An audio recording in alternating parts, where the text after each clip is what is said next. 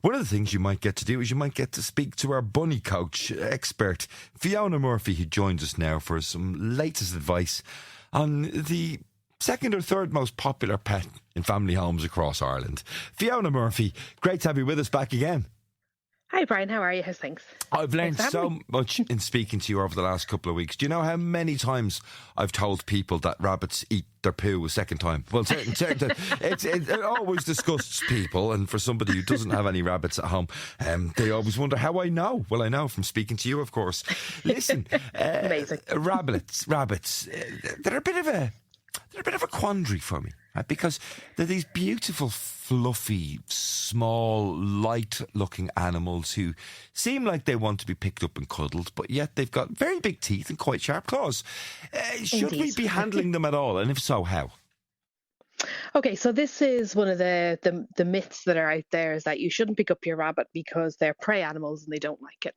And in reality, a lot of rabbits actually do like to be picked up, and certainly enjoy a cuddle once they're up and they feel secure. And it's a really great bonding experience for you and your rabbit, because they trust you implicitly then if they know that if you pick them up, they feel secure and they quite enjoy a cuddle. And we see it all the time here with the boarding where people say, oh, my rabbit doesn't like to be picked up. And we pick up the rabbit and the rabbit snuggles in and goes, oh, this is lovely. And it's awful because the customers and the rabbits are both missing out on this lovely bonding experience where the trust is there with them. So, and there's also, of course, a lot of other reasons why you should pick them up. So say, for example, you have to clip their nails regularly. They should be groomed particularly when they're molting. They're very inclined to, because they groom themselves, they're inclined to have blockages. And if they get a blockage in their system where the fur gets stuck in their gut system, they can actually die from that. So you really do need to help them out when they're grooming. That would be quite similar to a cat that might have a fur ball, for example. That same type of problem. Yeah. Yes, and rabbits can't vomit, so they can't just puke up the fur ball in the same way that a cat might. So once it gets stuck, it gets really stuck. So when they're molting, which is supposed to be twice a year, but I think they molt for 6 months and then another 6 months because they seem to be constantly molting, you really do need to help them out with that.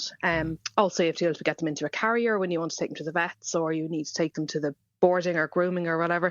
And a lot of people end up chasing the rabbits round and round, and the rabbit is afraid because they don't want to be picked up. The person gets stressed, the rabbit gets stressed, and it's just a whole stressful experience that doesn't need to happen, because actually you can train them how to be picked up and not use their teeth and their nails. So there's a lot of benefits to having a rabbit that's used to being picked up and comfortable with being picked up. Yes. I mean, even when you mentioned that they're a prey animal, if you can give them the sense of security that being cuddled by a much bigger animal who doesn't want to attack them and they're higher above the ground, if that becomes a safe place for them, there's lots of benefits. But how early do we have to start that conditioning for them? So as early as possible, but it's not impossible if your rabbit is older and they've never been picked up. Like if you've got a rescue rabbit or a rabbit you've never picked up, it's not too late to start. But certainly the smaller they are, the easier it is to handle them. So if you can start when they're babies and you have them first of all, that's ideal. And in terms of picking them up, I mean, does it differ depending how big or small they are? Is it always, I don't know, by the ears, or how do we go about it? Absolutely not by the ears, no. I know. So the first step is to actually sit on the floor with your rabbit and have them come over to you on their own terms. That's the first step. There's I have a class called the 3-step process to getting your rabbit used to being picked up. And it basically works through the whole thing step by step with you and your rabbit on their own terms, because sometimes the rabbits are okay with it, which is what we find sometimes with their boarding, but the rabbit owners are actually nervous, and it needs to be broken down into small steps to be confident. So basically what you do need to do is you need to scoop them up in such a way that they feel like their legs are secure, because if their legs are dangling, that's when they start to panic. So it's important to pick them up in a way that they feel as though they're secure and right underneath their body. So and then when you put them down, a good tip is to put them down backwards, because if you start to put them down and they see the ground coming, what happens is they stretch their front legs towards the ground to put their feet on the ground, and they're very inclined to then kick with their back legs by mistake, and you could get a kick in the face. So if you turn them around, yeah, exactly. So if you turn them around to put them down backwards, they can't see the ground coming, and you're less likely to get scratched and kicked. So starting off by getting down to their level, making sure that their feet are sort of cradled, don't just hold them by the shoulders and rib cage and lift them up that way, because they don't like that. And when putting them down backwards is a little bit of a tip in that regard as well. Do all all breeds of rabbits like being picked up? Because I'm thinking about the fact there are some very small rabbit breeds out there, but there are also some very large rabbit breeds as well. Yeah, so if you have a giant rabbit, that's not so easy. And trying to do nails and everything for them is probably a two-person job. We've often had them in here for boarding, and yes, it's definitely a two-person job. So with a giant rabbit, you generally wouldn't pick them up in the same way because they tend to be, dog size or cat size. They're quite large.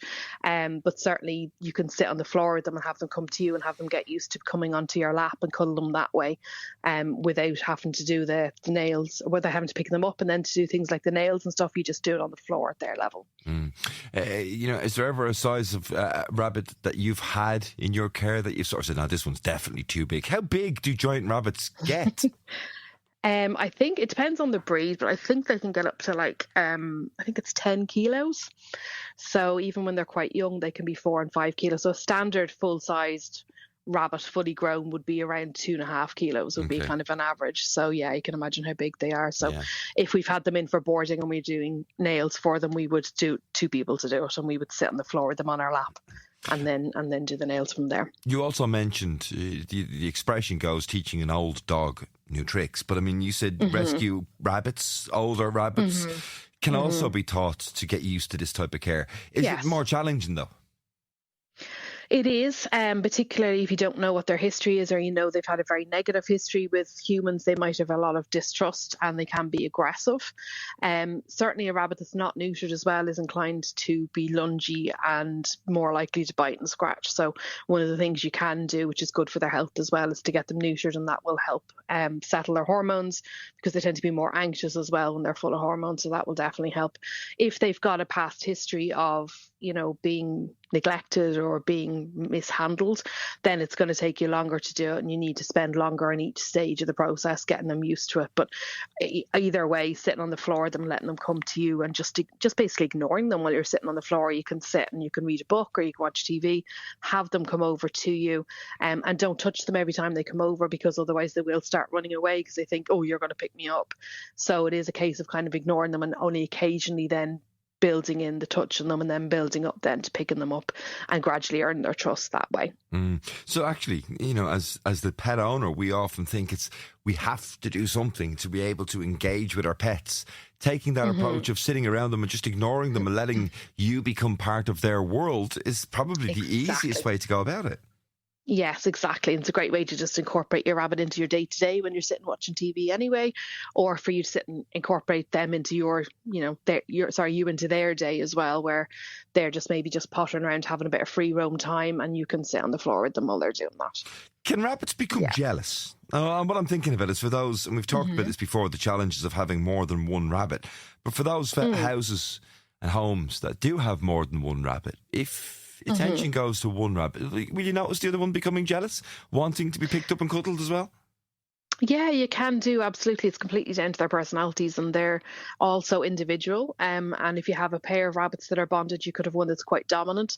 And in that case, you should always try and give them the attention first, because otherwise it can upset their bond and make them jealous. So dominant rabbit should always be pet and given their treat first of all as well, just to reinforce that their boss. And everybody knows their boss, and then they feel secure that they're the boss. Now, if you've got a young person in the house who's looking to get a rabbit as their pet, and they're very much of the mindset, oh, I want a rabbit, they're so cuddly. Can you give us any advice on, are there particular breeds that like being cuddled more than others for those that might be on the hunt for a new family pet?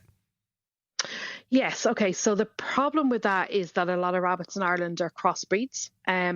So you don't necessarily see this breed and that breed in the way you might in other countries. But if you can get a rabbit that is a lop, generally speaking, they tend to quite like a cuddle. They tend to be more relaxed. They tend to be better.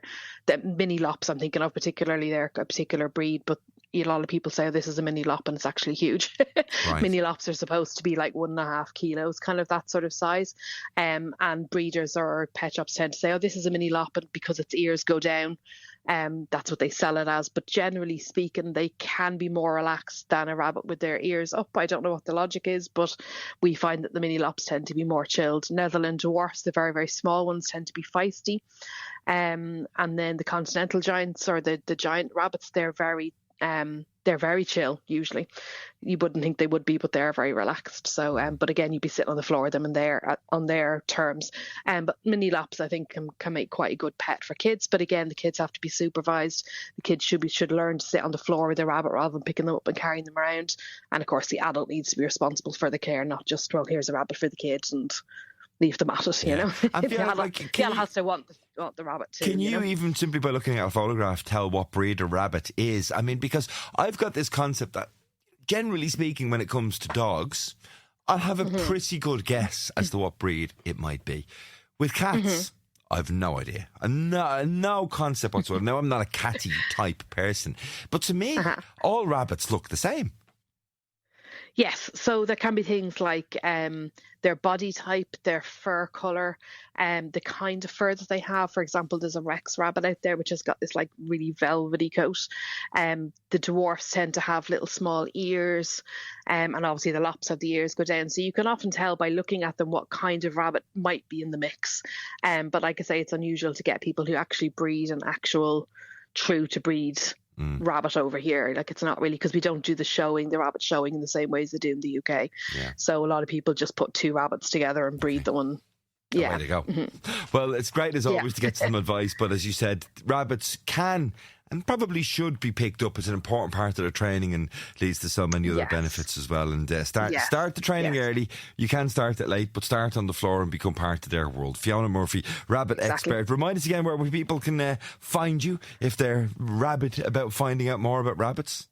Sure, yeah. FionaMurphy.thebunnycoach.com, and there's a discount code for your listeners of Radio 2025, gives them 10% off any of our services. Yeah, well, listen, great to have you with us as always. Fiona, take care, and I shall use some of those facts to bore and amaze some of the people I meet over the next couple of weeks as well. Fiona Murphy, take care. Time for more music, and after which I'll be telling you about a concert that's coming up. This is Jamiroquai and Little L. Yeah, you were freaky.